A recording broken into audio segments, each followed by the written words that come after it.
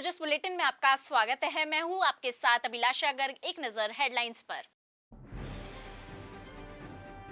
मुख्यमंत्री श्री भजनलाल शर्मा ने ली अवैध खनन गतिविधियों पर नियंत्रण के लिए समीक्षा बैठक। नियमों का कड़ाई से पालन सुनिश्चित करने के लिए दिए उचित दिशा निर्देश।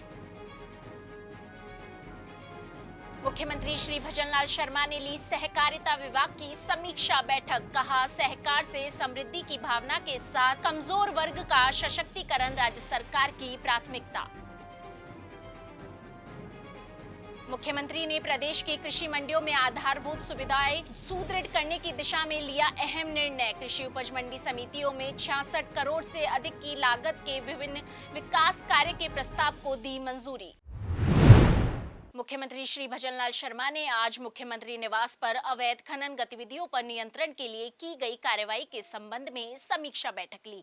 इस दौरान मुख्यमंत्री ने उपस्थित अधिकारियों को अवैध खनन की रोकथाम, प्रभावशाली निगरानी व्यवस्था स्थापित करने तथा नियमों का कड़ाई से पालन सुनिश्चित करने के लिए उचित दिशा निर्देश दिए।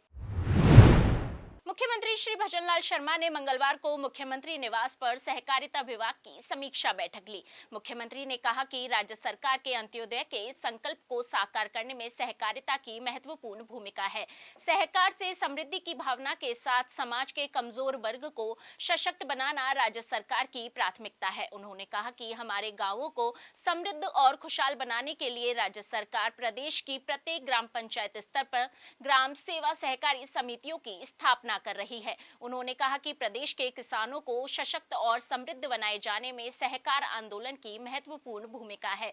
इसके लिए राज्य सरकार राजस्थान सहकारिता अधिनियम 2001 को वर्तमान परिप्रेक्ष्य में प्रासंगिक बनाने के लिए नवीन कोऑपरेटिव कोड लेकर आएगी। इसके लिए गठित एक समिति ने सहकारी आंदोलन में अग्रणी महाराष्ट्र, गुजरात, मध्य प्रदेश और केरल जैसे राज्यों का दौरा कर वहां के सहकारी कानूनों का व्यवहारिक अध्ययन भी किया है। श्री शर्मा ने कहा कि किसानों की आय बढ़ाने के उद्देश्य से राज्य सरकार ने बजट 2024-25 की अनुपालना में 23,000 करोड़ रुपए से अधिक का ब्याज मुक्त अल्पकालीन फसली ऋण वितरित किया है। इससे राज्य के 35 लाख से अधिक किसान लाभान्वित हुए हैं। बजट 2025-26 में भी 25,000 करोड़ रुपए के ऋण वितरण की घोषणा की गई है। श्री शर्मा ने सहकारिता विभाग से संबंधित बजट घोषणाओं की समीक्षा करते हुए अधिकारियों को इनका समयबद्ध रूप से प्रभावी क्रियान्वयन सुनिश्चित करने के निर्देश दिए। उन्होंने कहा कि सहकारी संस्थाओं के भंडारण की क्षमता में वृद्धि करने के लिए 150 ग्राम सेवा सहकारी समितियों में 100 से 500 मैट्रिक टन क्षमता के गोदामों का निर्माण कराया जा रहा है। इन गोदामों में कृषि उत्पादों का योजनाबद्ध ढंग से भंडारण सुनिश्चित हो ताकि इनका अधिकतम उपयोग लिया जा सके। श्री शर्मा ने कहा कि राज्य के 1 लाख गोपालक परिवारों को गोपाल क्रेडिट कार्ड के तहत 1 लाख रुपए तक का ब्याज मुक्त ऋण उपलब्ध करवाया जा रहा है। बजट 2025-26 में इन परिवारों की संख्या बढ़ाकर 2,50,000 कर दी गई है। साथ ही इस बजट में पीएम किसान सम्मान निधि के तहत दी जाने वाली राशि को भी बढ़ाकर आगामी वर्ष से 9,000 प्रति वर्ष करने की घोषणा की गई है। मुख्यमंत्री श्री भजनलाल शर्मा ने राज्य सेवा के अधिकारियों के विरुद्ध अनुशासनात्मक कार्रवाई एवं अभियोजन स्वीकृति दी है।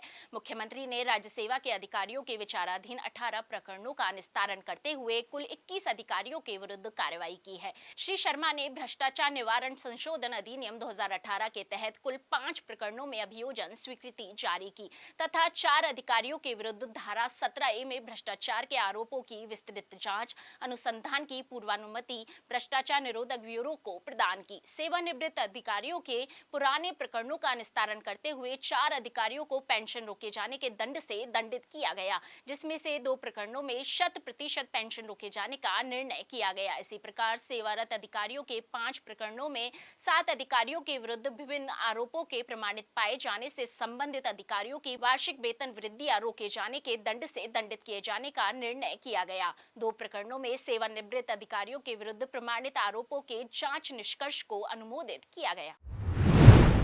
मुख्यमंत्री श्री भजनलाल शर्मा ने प्रदेश की विभिन्न कृषि उपज मंडी समितियों के मंडी यार्ड में विद्युत मरम्मत, नवीन निर्माण कार्यों और संपर्क रोड के निर्माण के लिए 66 करोड़ रुपए से अधिक की प्रशासनिक और वित्तीय स्वीकृति जारी की है। मुख्यमंत्री श्री शर्मा के इस निर्णय से भादरा, टिब्बी, रावतसर, गोलूवाला, इटावा, जैतसर, सादुल शहर और श्रीकरणपुर कृषि उपज मंडियों में लगभग 12 करोड़ 4 लाख रुपए की लागत से विभिन्न यार्ड विकास के कार्य किए जाएंगे।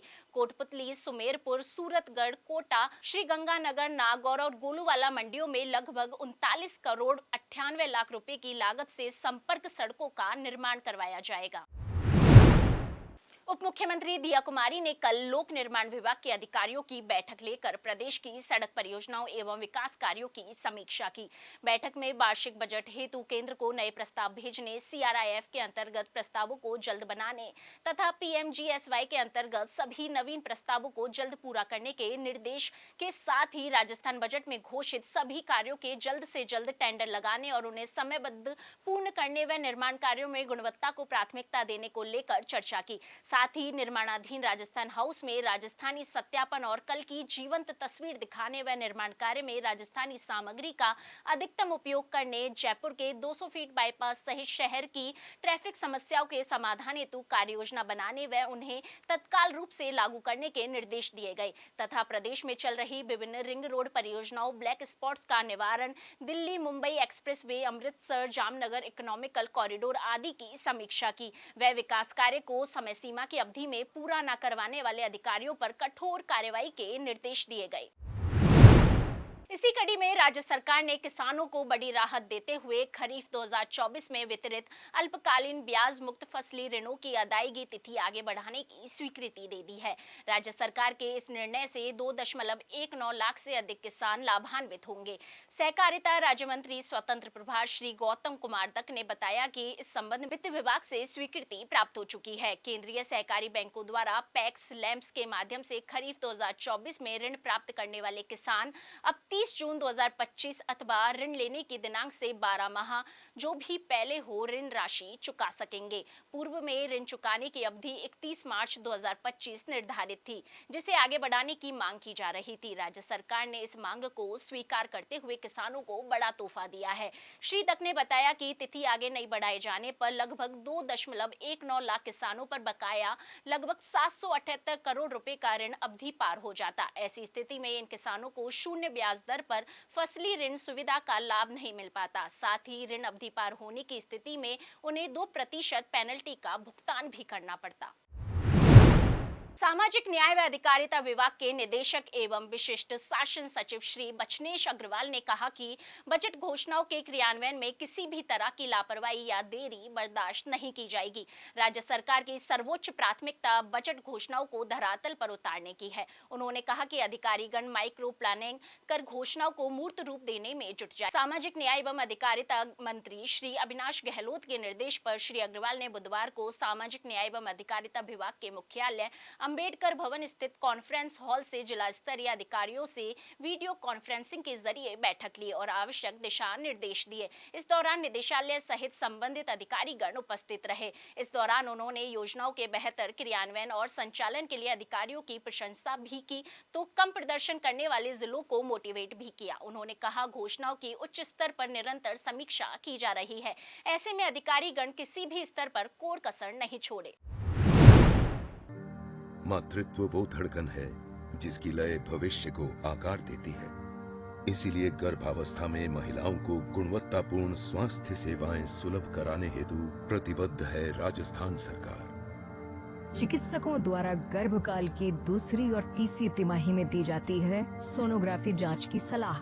सभी गर्भवती महिलाएं, विशेषकर ऐसे दूर दराज इलाकों की महिलाएं भी जहां पर्याप्त सरकारी सुविधा न हो, यह जांच निशुल्क करा सकें, इसके लिए प्रारंभ की गई है मां वाउचर योजना, जिसमें सोनोग्राफी की सुविधा राजकीय चिकित्सा केंद्रों के साथ अब पंजीकृत निजी केंद्रों के माध्यम से भी निशुल्क उपलब्ध हो सकेगी।